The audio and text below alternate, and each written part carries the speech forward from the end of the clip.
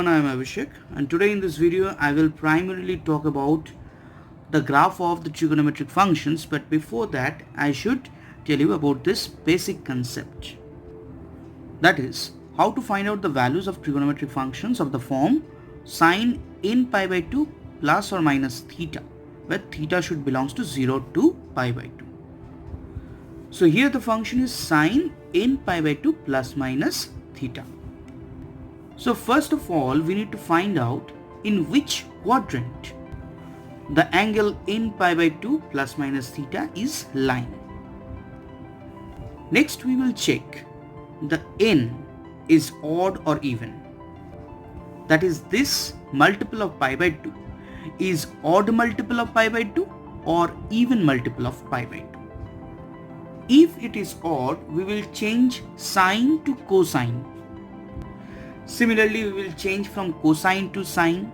If it is tan, then it will change to cot. If it is cot, then tan. If it is secant, then it will go to cosecant, and vice versa. That is cosecant to secant.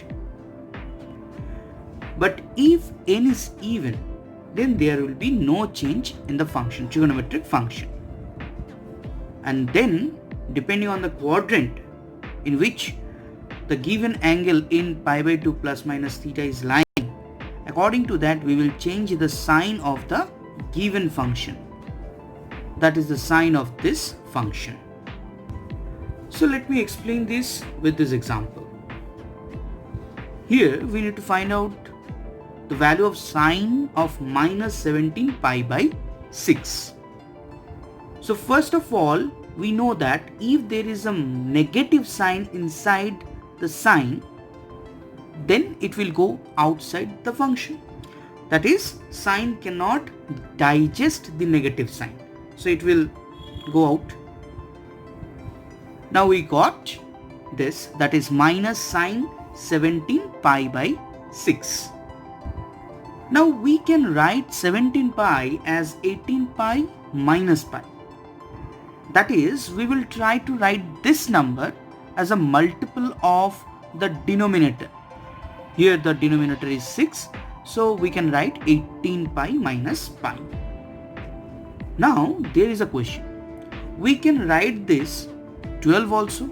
We can write this 24 also, or any multiple of 6.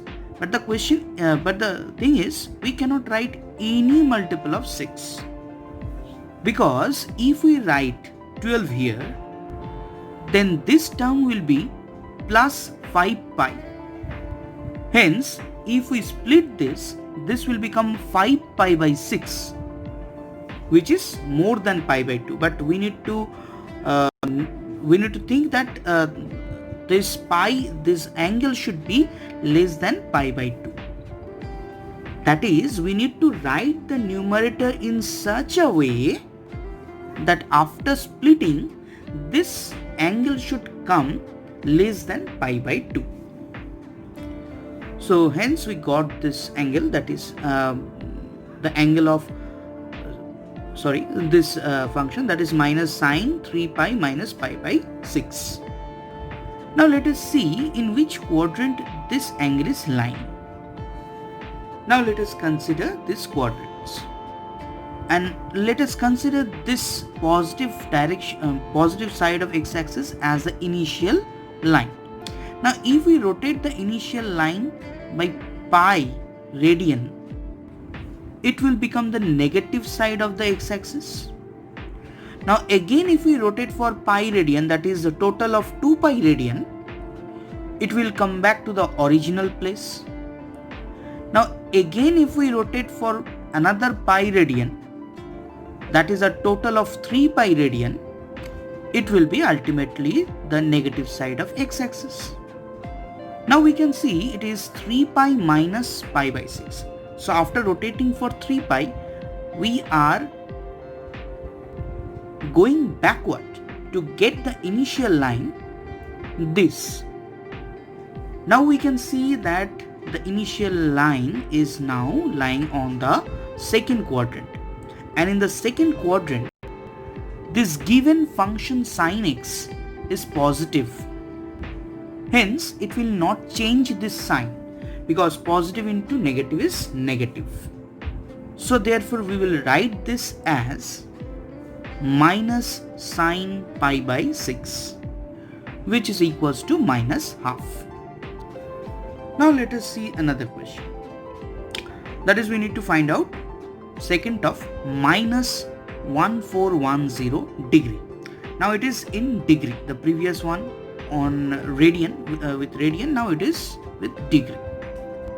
Since we know that cos and secant function can absorb the negative sign inside it, so we can write the given function as secant of 1410 degree. Now we will divide 1410 degree by 90 degree, and by using the division algorithm we can write 1410 equals to 15 into 90 degree plus 60 degree. Here we can see that this is an odd multiple of 90 degree.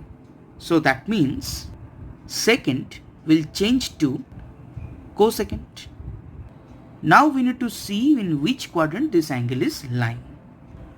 Now we can see it is a 15 multiple of 90 degree. Now we know that all the fourth multiple of 90 degree always end up here in this line. But it is 15th multiple, so it will end up here. Now we need to go forward for 60 degree. Hence finally the initial line will be here. And we can see that the angle is in the fourth quadrant.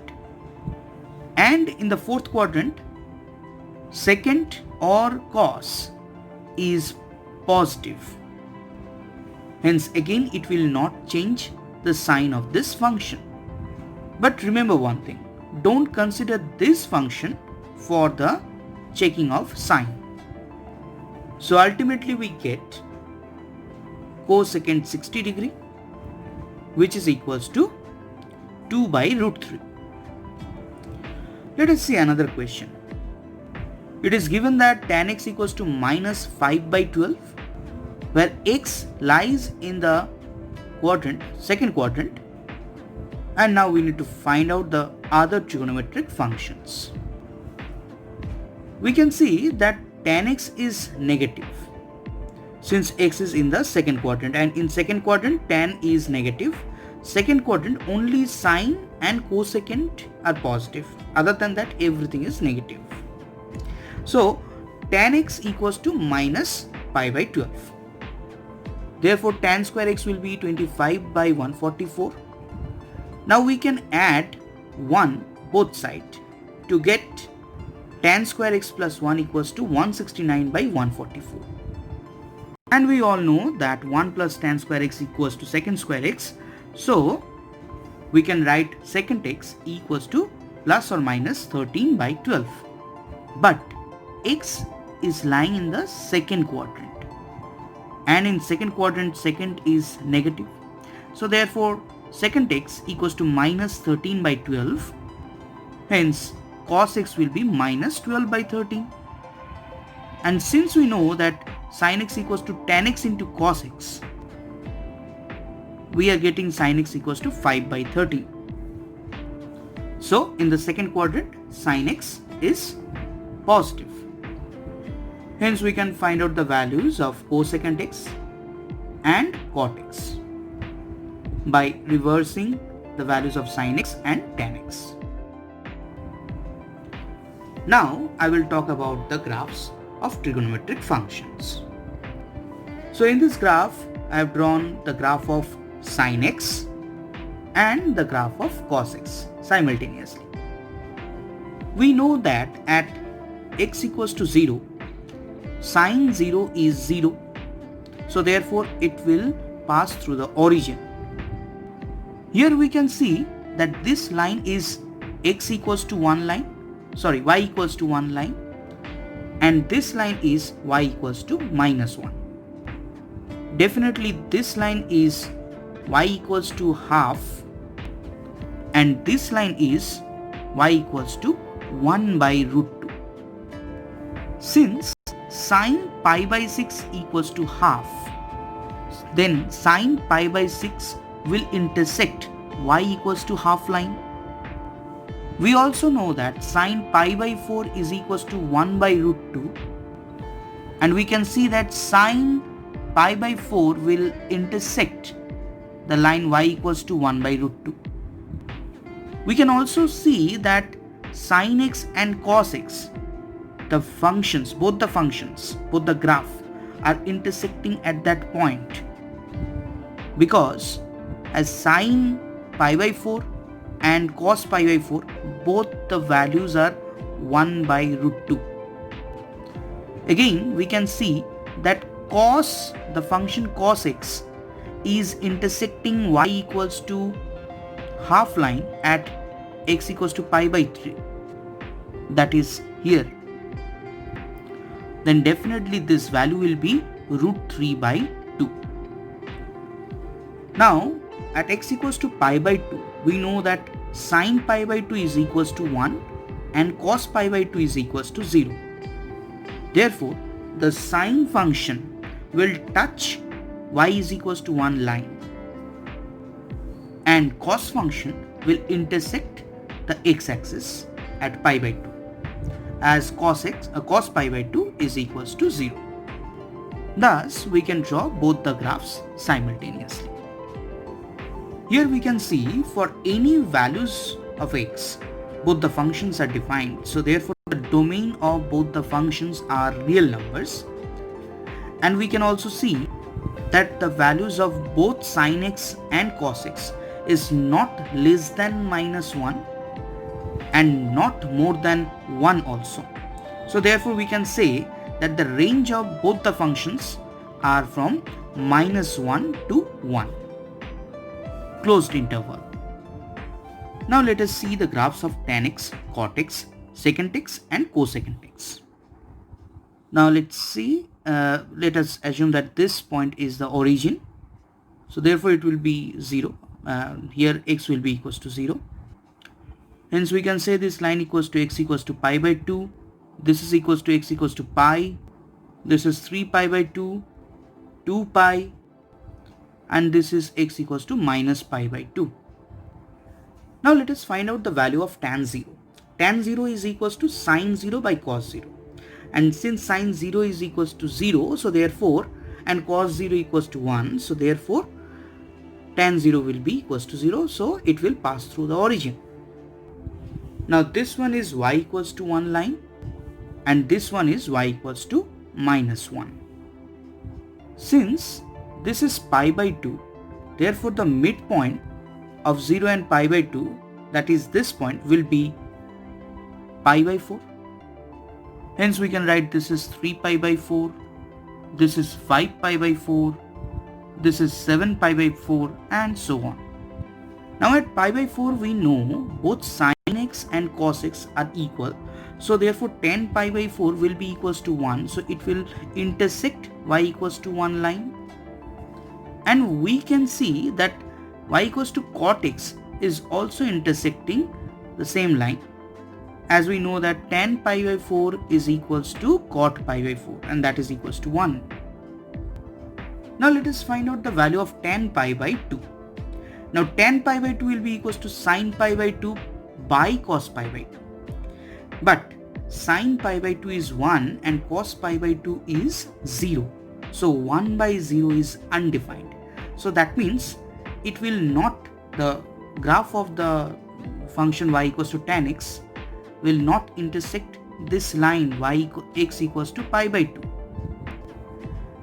And we can see that as x is going closer to pi by 2, tan x is going towards infinity. That is, we can say that the line x equals to pi by 2 is a tangent of the curve y equals to tan x at infinity. Now applying this concept, we can draw both tan x and cot x graph. Now let us see the graph of secant and cosecant. Now this is one branch of cosecant graph where it is defined from 0 to pi, and here we can see that x equals to 0, at x equals to 0 and x equals to pi, cosecant is not defined, as it is going closer to 0 and to pi it is going to infinity. At x equals to pi by 2, since sin x is 1, so therefore 1 by sin x will also be 1, so it will touch y equals to 1 line.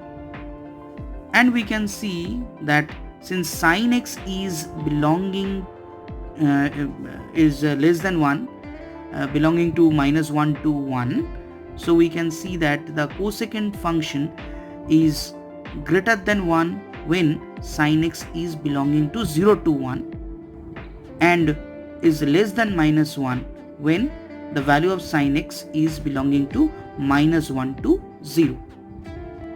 Similarly, for secant also we can see the same thing. We can see that at x equals to pi by 4, both secant and cosecant are same and the value is √2.